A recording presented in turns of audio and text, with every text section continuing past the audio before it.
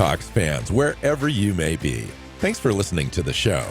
Join your hosts, Bill Alvstad and Keith Myers, as we talk Seahawks football.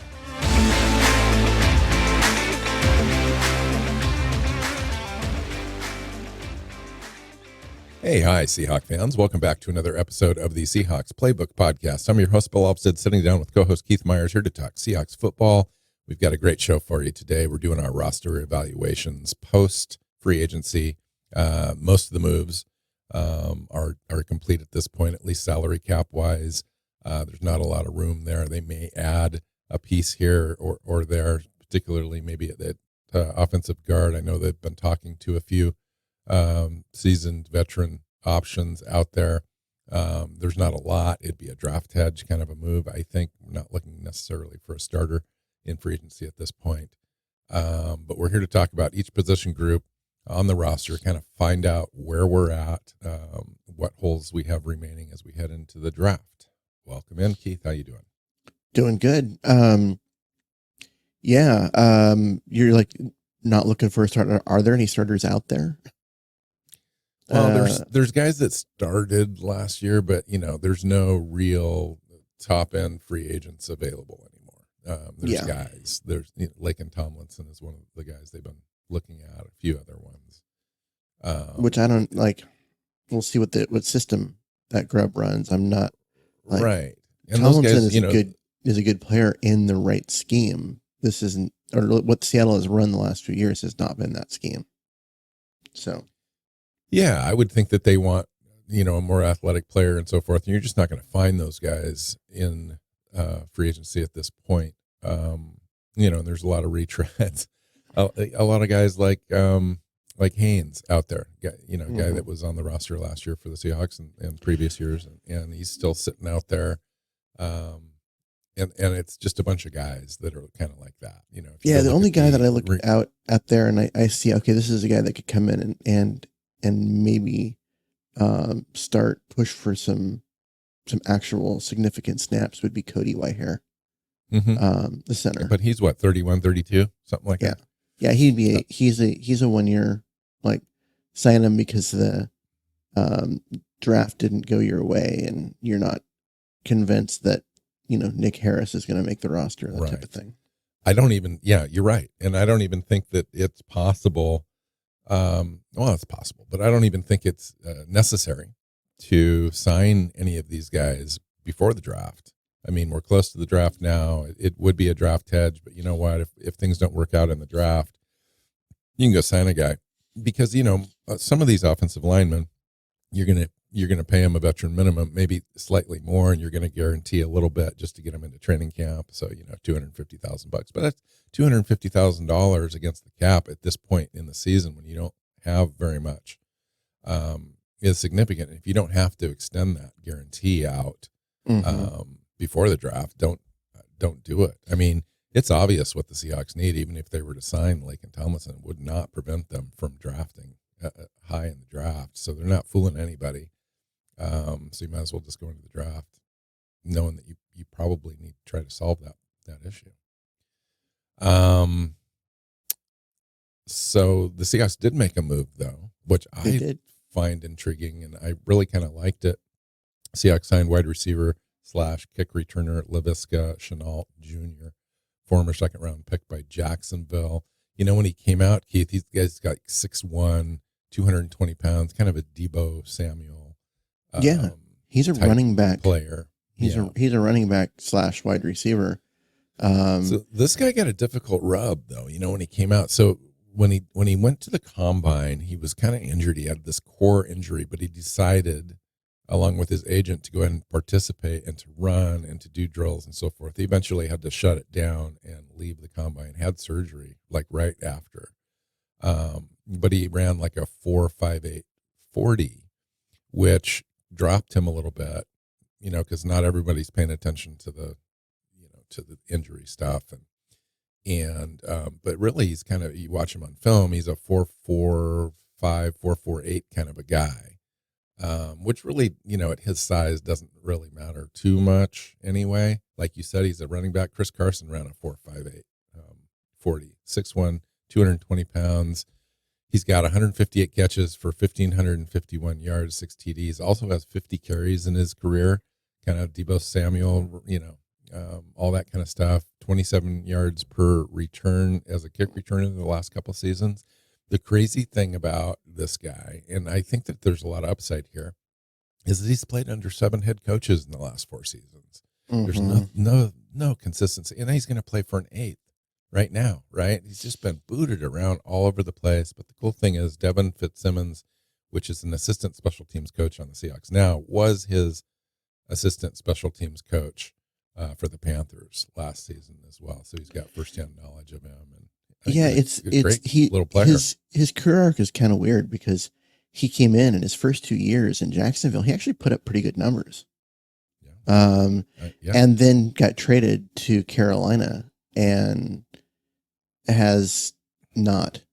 He's been just a complete non-factor with Carolina, but Carolina's also been a complete mess as a franchise, as a roster, just in general. And so, how much of that is him, and how much of that is just the fact that it's the Panthers? But his first 2 years, his numbers were pretty good. And so we'll see what they get with him. Oddly, like, we list him as a kick returner / wide receiver, kind of running back ish, because that's what his draft profile was. But he never returned kicks in college. He never returned kicks with Jacksonville. It's only been the last 2 years with the Panthers that he's been a kick returner. So, I think that's the upside, especially with the rule change. I think there's going to be a competition there. I think that's going to be one of the ways he makes this roster. And we'll take a look at the wide receiver room overall, but I'll tell you right now, for me, Chenault comes in as the number 4 wide receiver on the depth chart. If you compare him to all the other players, you're comparing him to Jake Bobo. You're comparing him to Derek Young. You're comparing him to Dwayne Eskridge and a couple other guys at the tail end of the roster. For me, I think he comes right in and competes for those number 4 reps, if you will. Now, there's not a lot there anyway, but if he shows, I think he earns playing time as a wide receiver, not just a kick return option, special teams guy on this roster. I think he's more of a gadget player. I don't know. He's a better receiver than he's a cross between Dwayne Eskridge and Derek Young, but unlike those two guys, can actually stay healthy. Well, I think if you look at just a comp, like, he's a Derek Young guy. Bigger wide receiver, running back ability, gadget with plays speed out of the backfield, can be a third down chain mover, possession type wide receiver for you if pressed into service. It's interesting to me when you have a new coaching staff, how they approach your current roster, how they grade those guys, what their fit is. Because I would imagine they're going to be looking at every individual player and really kind of figuring out how they fit. And so for Brian Grubb in his offense that he wants to run. So it is intriguing to me that they targeted this type of player, and because they could have got a small shifty guy, Keith, if that was what they were looking for kick returning, specifically. But I think they brought this guy in specifically to kind of compete with Derek Young and Eskridge at the back end of the wide receiver room for, to kind of maybe either wake those guys up and let Eskridge know that his job is, on the line or whatever. Derek Young, to me, either one of those guys could be camp casualty guys. Oh, absolutely. Derek Young's got a lot of upside, a lot of promise. We saw that, his rookie year, just that size, that speed. And then they came in, they had packages kind of built around him where he was a fullback, and then he was an H-back, and then he was a tight end, and then, he's a wide receiver, and they moved him around a lot. So clearly, the old coaching staff really liked what he brought to the table, but he didn't play last year. He was hurt the whole time. Right. And so you've got this package for him, and you can never really see. It's like Eskridge, it's like Eskridge's got a great upside, shifty, just really ran a 4.39 40. Yeah, but Eskridge has never gotten on the field for more than a couple plays without getting hurt. Yeah, he's got a couple 100 yards receiving in 3 years. it is one of those deals. But that's the move that they made. It's not going to cost them much. I think it's a vet minimum plus incentive type of a contract, so it's probably going to be about a $200,000 or $300,000 cap hit. Probably not even a top 51 contract when it's all said and done. Yep. So we've kind of gone through this. So let's just finish the wide receiver. Might as well. Sure. Because so we didn't mention DK Metcalf, the number one, Lockett and Jackson Smith-Njigba, who are the 2 and the 3, depending on what order you want to put them. I've got Njigba moved up to number 2, which I think that's fair and safe. People are still talking about Seattle trading Lockett. I don't think that happens after the new contract. I think that they'd have to get offered quite a bit, or someone would have to drop them in the draft in a way that they were like, whoa, we weren't expecting this person to be here at 109. We expected him to go in like 60s, and here he is. And so they make that move, and that would make someone like Lockett available. But at this point, they're not looking to trade him. They're looking to keep him for another year. And they wouldn't get anything for him. Let's be honest. I mean, they might get a 4th round pick for him at this point with his contract considerations plus his age and lower productivity, So I think Lockett's kind of a perfect 3rd wide receiver option now at this point. He doesn't need to necessarily run those deep routes and kind of plays underneath and moves the chains a little bit for you and so forth. I am concerned a little bit. Good and played at a pretty high level for the first 2/3 of the season last year. And then he wore down, and suddenly one of the most sure-handed receivers in the NFL stopped catching balls. Like, he had some balls hit him in the hands and that he dropped and just wasn't as productive. But it was the first 2/3 of the season, he was still playing at a really high level last year. I want to ask you this about this room. So I think that there's a misnomer about DK Metcalf always being the deep guy, taking, the deep shots that Geno Smith throws always end up going to Metcalf. That's not necessarily true. Tyler Lockett, had his shares of deep catches and so forth. But now that Tyler Lockett's maybe lost a step, he's always been undersized for that type of role. And we don't really have anybody else on the roster, Keith, that's a deep threat. And I was curious as to how you viewed that. Well, you go back to the first half of the season last year, and Lockett was still that guy. Smith-Njigba can be that guy. He's more of a mid-route, always open kind of guy. Yeah, not necessarily that deep threat that's just going to run away from everyone. Jerick Young can do that if he makes the roster. Dwayne Eskridge could do that. He had the long speed to do that, but if he makes the roster. But yeah, they kind of don't have, after years of having a lot of guys that can get open deep, they're kind of more built around that the intermediate route, with Metcalf being the one guy who can take the top off the defense regularly. So if you take a look at Brian Grubb's offensive scheme, it's kind of set up similar to the way that the Rams do this and the way that the 49ers, the way the Seahawks did last year, in that they like to spread the ball around underneath throws, disguise a little bit, have everybody kind of lined up in the same, but take your shots. And there's really nobody to take your shots with. Who's the deep threat with the 49ers? Oh, Brandon Ayuk. Ayuk's more of Ayuk's more the kid from Tennessee. I can't remember his name right now. Draft pick. Yeah, Ayuk is Smith-Njigba like, really good, but in the intermediate routes, he doesn't have that deep speed, right? And what about with the Rams? Who's their big deep threat? Their receiver is Cooper Kupp, who's one of the best in the game right now, but he's bigger, a little slower. He's great in those intermediate routes. I think that having that guy who is just an elite speed and very little else is maybe not as important as I think we give it credit for. Yeah. I was thinking of Juwan Jennings from the 49ers. So I agree with you. I mean, when you take a look at this group, and I'll just be honest, I mean, this is, to me, one of the top 2 position groups on the team as far as just having talent-wise and being able to not really need anybody out of the draft to have this room look decent going into the season. As is. I mean, you got Metcalf and Jigba, Lockett, Chenault now, Jake Bobo, Derek Young, Eskridge, if he can stay healthy. Right, it's always an if. But that's 7 deep right there, and then you've got Aesop Winston, Cody White on the back end with futures contracts.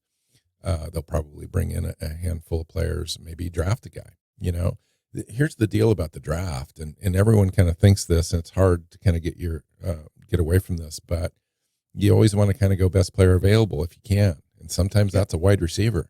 You know, you might be slotted in the draft. Let's say that they're at 81 and they're looking at, you know, players that have fallen a little bit, and they'll go back to, you know, 104, I think, or 102 is where they pick again. In that range, in that slot, in that pocket of players available, wide receiver could be the best option. You might try to trade back, no draft partners. Then you're either reaching for another position or you just grab the best guy available. It could be a wide receiver. And then what do? I mean, your room's kind of messed up if you take a guy that early, because if you get a guy at the back end of the or the middle of the 3rd round, that guy's going to probably play or demand to play because of his skill set. And then what do you do? Well, I mean, you don't. If a player is that good, they drop to you just because of the way the draft is falling and whatever, and you view them as a guy that can make a significant impact, you're not keeping Derek Young or Dwayne Eskridge around. And with the knowledge that Tyler Lockett may be his last season, don't know that for sure, but could be. Yeah, I mean, you're not keeping those guys around because, you know, you're quote unquote worried about losing them in order to not bring in a massive upgrade, right? We're talking, those guys are back of the roster filler. Now there's back of the roster filler with some nice upside that you can look at and be like, God, that'd be a nice piece if they can stay healthy. But you got a sure thing. You're not gonna take that over the question mark. I mean, I think that we tend to fall in love with the upside of our own guys, and it's true. But I wouldn't be against going into this year with the top 3 Bobo, this draft pick that we're making up right now, and then whoever can make the roster as the 6th guy, whether it be Chenault or Derek Young or whatever. That would be a great room, especially knowing that Lockett may be on his way out after this year, and will have already picked up his replacement on the roster. In fact, that's probably the smartest thing that they could do. Now, if they had 10 draft picks going into this, I would expect them to draft a wide receiver. But since that's somewhat limited, and depending on how they move around the draft, they could end up with just 7 or 6 players at the bottom end. They could end up with 10, depending on how they accumulate picks throughout. But it's always interesting to me when you've got a loaded position group on your team. How do you approach the draft at that position group? And sometimes it surprises you that they'll go ahead and pick up loaded at the top end. But again, like I said, you're not holding on to those other guys. I agree. Jake Bobo, Derek Young, Eskridge, those guys are going to be on the bubble almost every year. Yeah, those are guys that, like I said, they're nice to have. You want to have guys like that, but you aren't. Oh, we can't draft. Insert high end wide receiver because we have Jake Bobo. Right. Right. And I like Jake Bobo the most out of those sorts of things work itself out. You know, they just do. I mean, you're going to have DK Metcalf, you're going to have Njigba. Lockett's potentially you could end up trying to move off of Lockett. You could end up cutting Tyler Lockett and save his cap space in a post June 1st. I don't know. I don't know. I don't think they're doing that, but So let's go on. So one of the places that I wanted to talk about, well, we normally start at the quarterback spot, but I really wanted to talk about it this year since we got a new face to look at. Geno Smith potentially being in the last year of his contract. And that's always going to be the case because he's kind of a 1-year player every year. It's like, okay, what did you do this year? His contract is kind of set up that way. And I don't see that changing in the near future. They're not going to hand him like a 4-year record-setting deal. Geno's always going to be that mid-tier kind of guy that's looking for, a 1 or 2 year deal. And every year, that contract gets shorter and less because he's his age. Right. So, and then we ended up trading for Sam Howell off of the Commanders roster. He started for them last year, save for a game and a half, I think, where he got benched at the end of the year, and things were going south for the team anyway. And so they shut him down. There was such an awful roster around him too. Yeah. It makes for a tough evaluation.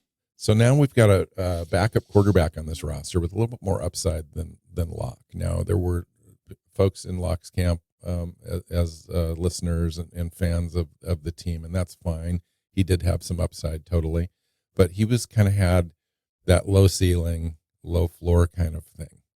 And Sam Howell's got this high ceiling, and we already kind of know what his floor is, and it's better than Locke. It just is. And I think there's more potential there to potentially see what this guy's got, and maybe he turns into a capable NFL starter after a year of sitting behind Geno and learning the offense, and see where he's at, this time next year. But and if something happens to Geno, I'd feel confident enough in Sam Howell for him to be able to come in and potentially win a game.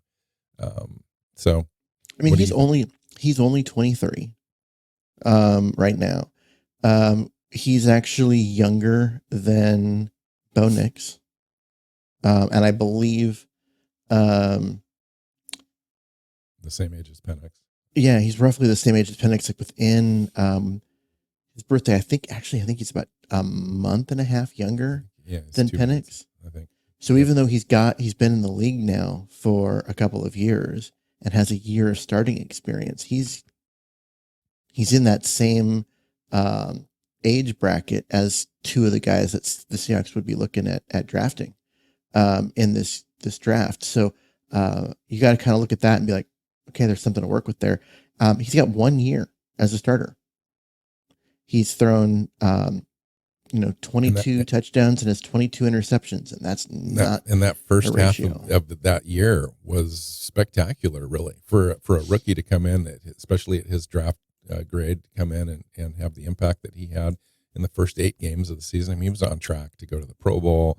He was on track to kind of lead the league in this category or that. So things really fell off for him, but so did the entire team. That team was awful, and it was poorly coached, and it was a mess. And so I think he surprised a lot of people last year and at the beginning of the year, and looked really good and looked surprisingly competent, because I don't think anyone outside of DC thought Howell was going to be successful in any way. So one of the things that I was going to bring up is the Seahawks top 30 visits so far.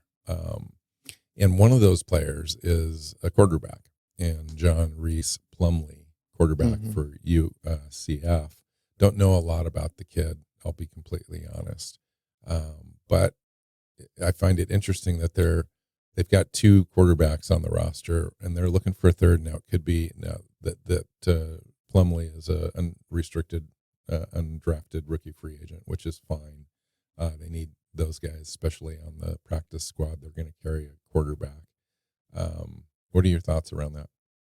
I mean, they also that's as an official visit, and then you go and you look at who they've met with at pro days and at the combine, and it's a much better list. Yeah, you've got Bo Nix there, you've got Drake May there, you've got Jaden Daniels there. They already know Penix as much as they possibly could. And they don't have to use a top 30 visit because he's local. Like they could actually meet with Penix and not they don't have to announce it. It's not part of any list because he's a local guy.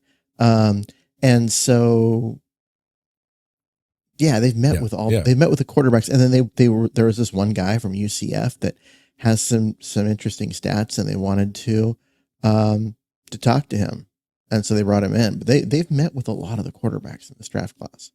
They have, yeah. So it wouldn't shock me if they move up for a quarterback. It wouldn't shock me if they stick and pick at 16. It wouldn't shock me if they drop back a little bit to 23, 24, and somebody that they liked was still there, and they were like, okay, now we can pull the trigger. We got an extra draft pick out of this. Move back. Mm-hmm. This is the guy. Let's take it. I would be surprised if they moved up unless it was they weren't expecting it, but Drake May dropped and was available at 9, and they're like, whoa, we were expecting you him to go view 2. Drake May as a better prospect than Penix, all things considered. Absolutely, I do.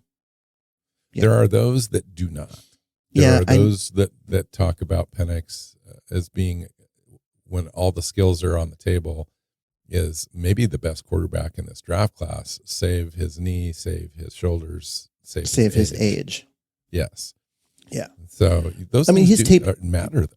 Penix's tape is really good. And you should not discount like the quality of player and play that he's shown. And his combine was good. Combine was good, and his pro day was outstanding. I understand. Yeah, so I don't want to discount him. But the age and the health, the previous injuries, are concerning to me. Drake May doesn't have any of those things. His tape is actually really good. And if there's one quarterback in the draft that his name is attached to a guy that's dropping right now, it's Drake May, and that makes no sense. And Penix is the guy that's moving up, along with McCarthy. But people are talking about Penix being the 5th quarterback to go before the Seahawks pick at 16. Yeah, and I could see that, but I know that people are saying, "Oh, well, Drake May's dropping" and all of that. That's just. I don't think Drake May drops below 6. I don't think Drake May drops below 2. Honestly. And that's not just that's where he's been and that's where he should be. I think Jaden Daniels is had a great pro day too. So but if you go watch their tape, Jaden Daniels is a human highlight reel. And if you only scout his highlights, he's an elite player. But if you go watch the rest of his tape, there's a lot of same thing about Drake May. That's not true. Because Drake May is a guy who's under pressure on every play. He's a guy with no he's got no offensive line in front of him. He's got a forced off script a lot. And so you have to view that, though. When you're watching a quarterback play off script a lot in college, it's hard to evaluate that sometimes. Yeah, but go look at the success that he had. Go look at the fact that he was playing with a talent deficit. His receivers were never open the way that Penix's were. I think more than half the teams that are in the top 10 right now view Jaden Daniels higher than Drake May. See, I think the draft media does because of Heisman and because of some highlight reels, but Drake May checks every single box. Jaden Daniels. So you're saying that if the Bears at 9, they've already got their quarterback handled, they could be viewed as a team that you could move up with. Absolutely, because they're if May was sitting there at 9, you absolutely very much in that game. If you're the Bears, you're taking Caleb Williams at 1 because you view him as an absolute sure thing. He's the best prospect since Andrew Luck, and so you're taking him. And then at 9, what do you do? Oh crap! You could take a Dunze if he's still there. That would you'd be making Caleb Williams' life happy, or you could move down and get a bunch of other picks and get a bunch of players, including helping fix your offensive line and get a future, probably a future first, a future, and picks this year. Yep. And that kind of stuff. And you go, I could deal with that. And so you go ahead and you move down. And Seattle could move up. And like I said, if May's there, man, May is, I think it would cost you your draft. So if Seattle were to do that move, I don't see any other way around the idea that it would cost you your draft this year, essentially, to do that. We just don't have the draft capital now. If Chicago was interested in future first round picks or second round picks, Which that's they would great. be. It helps that, but they're still going to have to give away a third and a fifth this year, and so I think you might be able to do end a up, lot of it next year. They could end up with only 5 picks in this draft. May would be the pick, and then you might not draft until the 4th round after that. You just got yourself a franchise quarterback. It's worth it. I'm just saying that's going to be the opportunity cost to move up. Yeah. Or maybe you throw in a Tyler Lockett and you say, hey, you've got this rookie quarterback. Here's this veteran, extremely productive wide receiver. And, do you know? So we can keep our third round pick. And you may not know just off the top of your head, but where is Tyler Lockett on his contract? Have we paid the majority of it? If somebody were to trade for him, would Seattle pick up most of that? Where they're getting a guy cheap? Well, so what happened was with this new contract, he basically just took a big pay cut for the next 2 years, and but they didn't push any extra money into the future, and so it becomes a 17 I mean, it's a tradable contract. I don't even know what it looks like. I'm looking. Hold on. Okay. But yeah, I mean, if you're throwing a player in, or if it's maybe it's a guy like Darrell Taylor, or it's a guy like Dre Jones. Now, Dre Jones might be untradeable, as far as contracts are concerned, but there are some pieces. Maybe if it's a guy like Drake Young, or there's some pieces that you can play with there to add to the draft capital equation. So I find it interesting to move up because nobody expects it. And I think that it's intriguing because if they've identified their guy, whether it's Penix or whether it's May, I don't see any other quarterback options that they can realistically get to. But if it's Penix or May, for example, I think that you really have to consider doing it, because if they've decided that either one of those players could be a franchise guy, and that's the spot that Seattle's in right now. You've got Geno Smith and Sam Howell. Neither one of those guys is moving the needle as far as getting you closer to a Super Bowl. We're almost, by having either one of those guys as your quarterback, you're almost admitting that you're happy being mediocre. You're happy being 500 or just over 500 as a team. And what's going to get you over that hump to get competitive for a Super Bowl? It's a franchise quarterback, and we do not have one on the roster. You're muted. Dre Jones, if they trade him,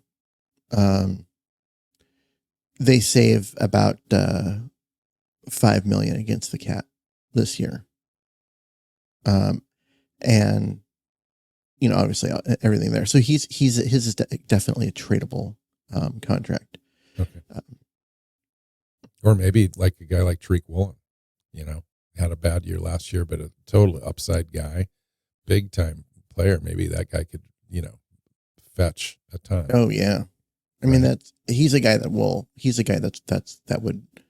And your cornerback room would be okay if you didn't have. I mean, I wouldn't like Tariq it, Woolen. I wouldn't like it either. But if it means getting your franchise guy plus not losing so much draft capital this year to still kind of be in play to move around a little bit, that could be an option. Right. So let's move on. Running backs. Sure. Obviously, Ken Walker is there. His extremely productive guy. Zach Charbonnet is the backup. Had a reasonably decent rookie year, had a harder time getting on the field a little bit because Walker was already there. And that's kind of the end of the depth chart. You've got, Kenny McIntosh behind them, but he didn't play last year. And honestly, behind that, you've got Chenault, the wide receiver they just picked up. who's probably and Bryant Kobach. Yeah. Right. Sure. So, the one thing that concerns me about this room a little bit is Zach Charbonnet looked like he had some potential, but I think the one thing that we didn't really have that he needs a little bit is he needs a little bit of a head start when he runs. He's not a guy that can kind of create on his own. And we didn't have that as an offensive line. And that's still a concern right now as we go into this season before the draft, is that we don't have an offensive line that's going to help Charbonnet at all. Like we need a little bit of help at both center and guard. And I don't know if they view Oluwatimi as a guy that is that guy in the center spot. And then left guard, we don't have anything. Yeah. I mean, and there is the idea that you've got 3 tackles now, which we'll get to. And so maybe one of them slides inside and gives you that guard help. And so it's possibly that they've got the guys there. We'll see. But yeah, I mean, you've got your top 2 guys. And what do you have after that? If one of those guys gets hurt. We don't know what we have in Kenny McIntosh yet. Yeah. If one of those top 2 guys gets hurt, you're going to throw the ball a lot. You're not running it much because you just don't have the bodies. They need another body. And I know that that's going to be an unpopular take because Seahawks fans are tired of Seattle using. You always need running backs. Draft capital on running backs because, Penny was kind of washed out first round pick, and then you've got 2 second round picks on the roster. But if they can get a guy that can come in and fill out that room using a 4th or a 5th round pick, they're going to do it. Yeah, no, I agree. I think that you're always going to be looking for running backs, and I don't think that they're going to draft high. I mean, they're not going to get like a Jonathan Brooks or a Jalen Wright or a Blake Corum, I don't think, or Braylon Allen, but they could be looking at a guy like Ray Davis, the running back from Kentucky, kind of a bigger body bruiser, kind of a back, and Isaac Garendo, Louisville, going to be available in the 4th round. A guy like Isaiah Davis, running back out of South Dakota, is a big guy that kind of exerts his will. To me, when you take a look at what McDonald said about having an identity, I think he's similar to Pete Carroll in that way. On the offensive side, he knows what he is on the defensive side, but I think he wants to be the same thing on the offensive side of his version of his team. Yeah, and we haven't had that really since Marshawn Lynch. And I think by picking up a guy like Isaiah Davis, a bigger back, I think is to me what they would want out of this draft. But I could be totally wrong. But we've already got a Kenny McIntosh on the roster. I think they probably know what they've got in Kenny McIntosh. They've watched the film. They didn't have a lot to work with from last year, but in college, and no, but they're comfortable. But Schneider and company know, like the front office part knows, even if the coaching staff is still trying to figure it out. And we've got a shifty guy. We've he's not a bruiser, but he's a shifty kind of physical guy in Ken Walker. Zach Charbonnet is kind of that physical presence. I think they could probably though use another guy that really can kind of run between the tackles a little bit. Yeah, I mean, we'll see. I think this is, especially given the lack of draft capital and where they are and the fact they've got 3 young guys on the roster. This is a year also that the running back class, I wouldn't say is particularly good. In this draft, I could see them skipping the position like very easily and just going in knowing that, things will get better if they fix the offensive line. And yeah, I do think that they spend a 5th, 6th, 7th round pick on a back, rather than just priority free agent guys. But anything's possible. Agreed. But we're talking about down in that range, because you've got your top 2, and you got other things to worry about. So I agree. How about tight ends, Keith? You got Noah Fant on the roster, Farrell Brown, who they picked up in free agency. Then you've got Brady Russell, who was on the roster last year that we picked up after the first game, I believe. And he stayed on the roster the entire year. Played a lot of special teams, I will say, Brady Russell, but he didn't get on the field as a tight end. And then Tyler Mabry's been hanging around the practice squad and the roster for forever. That'll be his third season now. So yeah. I mean, obviously they spent a bunch of money on Noah Fant. to keep him, and he was the cream of the crop of the 3 tight ends that they had last year. They let 2 of them walk in free agency. They brought Fant back, and that's this has gone from being a position of extreme strength to one of, okay, we've got our guy, but if he gets hurt, what happens? Yeah. I'm not a huge Pharaoh Brown fan. I think he's kind of roster filler. Anything. Yeah, he didn't solve anything. You've got a hole in this roster for a blocking tight end, a guy that can, kind of a two-way guy like Cade Stover, or Theo Johnson in the draft, Ben Sinnott. Ben Sinnott is the guy I was looking at. AJ Barner, those guys that can block and give you some upside on receiving the ball. Tyler Mabry is stuck around because he can block really well for a tight end, but he doesn't offer you much as a pass catcher. Noah Fant's kind of that do-it-all guy. He's not an elite blocker the way Will Disley was, but he's not an incompetent blocker the way Jimmy Graham was. He's a Jimmy Graham plus. I mean, to be honest, if you watch Noah Fant block last year, he pretty much got in the way, but he didn't really engage. Well, he was still significantly better than Jimmy Graham. But yeah, I mean, Pharaoh Brown is a guy he's Noah Fant light, and not just light, but extra light. He's roster filler. What kind of offense does Brian Grubb want to have in Seattle? Would he enjoy having an upgrade at tight end? Oh, of course he would. And so if Brock Bowers were to drop to Seattle at 16, would your offense be that much better with Noah Fant and Brock Bowers as being your 2 tight ends? I mean, Brock Bowers looks like he's going to be really good. And I don't want to say like, oh no, you don't need him. But if you can't block, which the offensive line currently can't block, tight end is a luxury that you don't need. Just being completely honest. If you don't have an offensive line, you're not making use of your tight end. Yes, but also you could, tight end could be a nice release valve for you. Now, Noah Fant's going to be a receiver guy, but they honestly don't have. I mean, Pharaoh Brown can block, but he's also an older prospect. He's susceptible to injury. They don't have anybody that can really be in line for you at all. Like Cade Stover, to me, makes a lot of sense with our 3rd round pick. Theo Johnson, same. Guys that can kind of do both. You know who played a lot of tight end for the Seahawks when he was here? George Fant.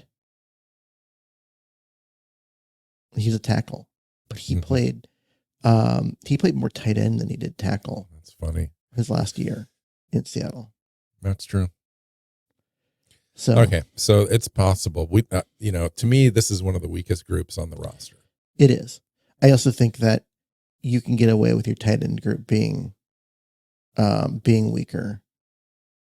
It's really nice to have a good tight end. Mm-hmm. But it's also, you're right, it is a luxury. It's more of a luxury compared to other things. Yeah. If you're ready to win, if you and Snyder feels like Seattle's competitive. I don't see it maybe after the draft I'll feel better, obviously. But right now we look like a 500 team to me on, as far as a roster construction is concerned. And it's this sort of position and this sort of expenditure, especially if we were to draft a Brock Bowers or a Tavion Sanders or, Theo Johnson, it does kind of paint the idea that it's a luxury pick but then again, you're looking into the future too. We don't, besides Noah Fant, we don't have a tight end on the roster past 2024. So yeah, I mean, and that is the thing is you are looking at a roster that is in transition because they had to rework the roster and get a lot of bad contracts off of it. Especially the safeties from last year and that kind of thing. And so, yeah, I mean, and Will Disley had an $8.5-9 million nugget there that they could go get really, really easily to get cap space, and they did. So yeah. And so they had some bad contracts that they had to go and move on from. And it put them in a transition year. I think that they're like, okay, they want to win, but they also recognize that you go look at the moves that they made, and they didn't bring anyone in that's going to be here a long term. They brought in guys that are going to like help them be competitive for a year and then leave a big hole in the roster. And so they're in a spot where, if you can lock down a position, you do it. And maybe that is tight end. So that way, when all that dead money comes off the books next year and you can go spend a little bit, you can go, spend it and fixing the holes in your roster. But I don't know. Man, with as little draft capital as Seattle has, with just 2 picks in the top 100, you're going to use one of them on a tight end? I know. Really? I know. I agree. So I'm going to let you talk about the offensive line, but I'm going to tell you, this is not a real inspiring group. We've already talked about the guards a little bit. Mm-hmm. Look at the offensive tackles beyond our 2 starters, one of which has had knee surgery in the offseason. You take a look at our offensive center group, which is completely inexperienced. And then you look at the hole at left guard. Yeah, you're not going to intimidate anybody, especially in the NFC West, with this offensive line.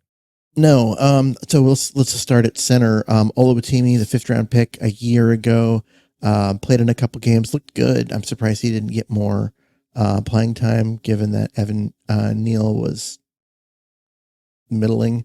And Oluwatimi looked like he could at least be comparable, if not a very minor upgrade. And then they went and they signed a backup in Nick Harris, he's a backup. He's not a guy that you want on the field much. That's it at center, which tells me that they're in the market for a center in the draft. You look at guard, Anthony Bradford played his way onto the field and stayed there, actually was one of their better offensive linemen. If you look at over the course of the whole season, he's there. And then you've got nothing on the other side. I mean, you really don't. You've got, Curtis and Ankrum being the 2 other options there, which just neither of those is going to make you concerned that they're going to push for playing time.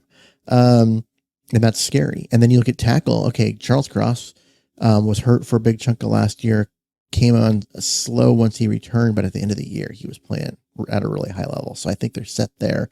And then Abe Lucas 2 years ago was an elite player, is the best offensive lineman on the team. Had a knee injury, barely played last year. When he did play, he was a lot less effective than he had been the previous year. Had that knee cleaned up, they expect him to be back, expect him to be ready to go. But they also went and re-signed George Fant, who had been with the team, for a while and then had left in free agency, to come in and be insurance policy against Lucas in that knee. So I think at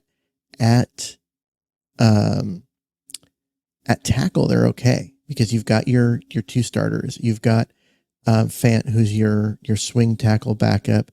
And if you have to, you've got Stone Forsythe, who can be a swing tackle backup. So now he becomes your 4th tackle. That's about where he belongs. So I think at tackle, they're okay. But man, center is a, if Oluwatimi isn't ready. Yeah. Or if he that's just a doesn't, big hole. Or if he just doesn't develop the way that they think he did, that's a massive hole. And then they've only got 3 guards on the roster. You've got one, your starter at right guard, and then 2 guys that just don't look like they're going to help you much. You're going into this draft knowing you've got to get an interior offensive lineman who can start. Yeah. That's a big hole on this team. And I know whenever I do mock drafts, Keith, and you probably do too. I mean, I do a mock draft at least once a week, sometimes 5 times a week. And I always end up drafting 2 interior offensive linemen. You know, Yeah. I drop back a little bit. I get a couple extra picks. I end up coming away with, 8 or 9 picks in the draft, and 2 of them are interior. And you take a look at the current roster, and John Schneider's doing this. You take a look at the current roster and you weight it against the draft guys. You kind of measure it, you grade out those players. And dude, I mean, we could draft guys in the 4th round in this draft and improve our offensive line. You can draft fully expect that. You can draft a guy in the 5th round as long as they're a guard and improve the offensive line, because who is going to play at left guard? Yeah. Right. Right now, like Trevor Keegan, for example. I think Trevor Keegan from Michigan, he's on the big boards around 181. A guy like that in the 5th round, 6th round, could come in and at least provide some really nice depth for you. A guy like Jabian Cohen I think is higher rated than his big board status would indicate. Bo Limmer, the offensive center from Arkansas, is one of the most athletic interior offensive linemen in this entire draft, and he's hovering that big board in the 4th, 5th round. Mason McCormick, Zach Zinter, who had some knee injuries at Michigan. This coaching staff is very, very familiar with him. So those are all middle round guys that could be available. And then there's the guys at the top, Keith, that I'm in love with, like Jackson Powers Johnson. Or Graham Barton. I mean, I wouldn't want Graham Barton on this roster so bad. I can't stand it. He had this great pro day too that added to his combine stuff, and he plays 5 positions. Played left tackle at Duke, but he's going to move inside. He played at center his freshman year at Duke. And then they asked him to play center at the Senior Bowl, and he did great. And super athletic guy, big guy. So I would love that pick. But Zach Frazier, same sort of thing. He played guard for you, moved inside, played center if he needed to. Christian Haynes, super athletic. BB, that Cooper BB guy from Kansas State. All those guys could be complete upgrades for us. And we're talking, if we move back a little bit, pick up a 2nd round pick, a guy like Cooper BB could come in and play left guard for you immediately. He's probably one of the better 2nd level guards in this draft as far as being athletic and moving around. And I think that's kind of what they're looking for too. Yeah. I mean, it's one of those things. If the draft falls weird and they don't get their guys in interior, I think Cody Whitehair comes into camp on Seattle's roster, and I think Phil Haynes comes back and goes in to camp in Seattle's roster, because they need guys at both positions. And they're both going to be, 1-year rentals to make the offensive line semi-competent. And it's not going to be a thing where you're going to be like, okay, we're ready to go, we're ready to compete. But it's like, you gotta have something. You can't run out there with, no offensive linemen on your roster. And that's kind of where they're at guard and center. If Oluwatimi were to get hurt, what are you going to do at center? Like, seriously. That's why I think a guy like Graham Barton makes a lot of sense in this draft, or Jackson Powers Johnson, because either one of those guys can play guard or center. Yep. And I think to have that flexibility out of this draft with those positions, to me, makes a lot of sense. Yeah. Almost too much sense for Seattle. That's probably why they won't do it. But let's go to the defensive side. Actually, I was going to say, we're at 53 minutes. Let's go ahead and why don't we do the defense as another show? Yeah, we could do that. Sure. Just for the sake of the people who are still listening, and not be like, hey, guess what? We've got 45 minutes more of this show. Let's go ahead and switch this over and do this as another show. Okay. I'll listen to you. Your wisdom, Keith. You've been doing this a long time. Yeah. Okay, let's do that. So thanks for joining us on the offensive side of looking at the roster. There's some holes, but it's overall, I think it looks pretty good, Keith. We talked a lot about the deficiencies, but there are a lot of positives, I think, out of this roster, and a couple of little tweaks out of the draft, and we could be looking at a pretty decent and competent offense in 2024. If we had 7 picks, and I was to predict how many would go to the offense and how many would go to the defense, I would say 2 offensive players, and that's going to be the offensive line, and then The rest would be on the defense. So I'm looking forward to the defensive conversation too, because I want to see if it's as bad as I think it is, and then go from there. Yeah, I guess I have more problems with the offense right now, which is weird because the defense was pathetically bad last year. But I think that had more to do with poor coaching and poor getting people put in positions where they can do what you need them to do than it did just in talent. There's a couple. Well, I think too, free agency helped you kind of get over that a little bit. Yeah. When they plugged a couple of holes at safety and linebacker, it left you feeling a little better. And even a nose tackle heading into the draft. Yeah. So I feel when free agency started, I thought, 5-2, 5 defense, 2 offense, like you said, if they only have 7 picks like that, that's where I would have gone. But now I'm thinking, you're into your offensive line, maybe a running back, maybe a receiver, certainly a tight end are all needs. Whereas defense, there's a couple, you need a linebacker. You need a starting linebacker, just straight up. And it wouldn't hurt to get you another safety. But I'm not as desperate about the defense like I am in certain places on the offense. So interesting. Cool. Okay, let's get out of here. Find Keith on Twitter at Myers NFL. You can find me at NW Seahawk. The show is Seahawks Playbook Podcast. Your favorite podcast platform has us, as well as our own YouTube channel. And when you get there, hit that subscribe button. And we'll talk to you next time. Go Hawks. Go Hawks. Seahawks Playbook Podcast listeners, thanks for joining us for another edition of the show. You can find us on Twitter.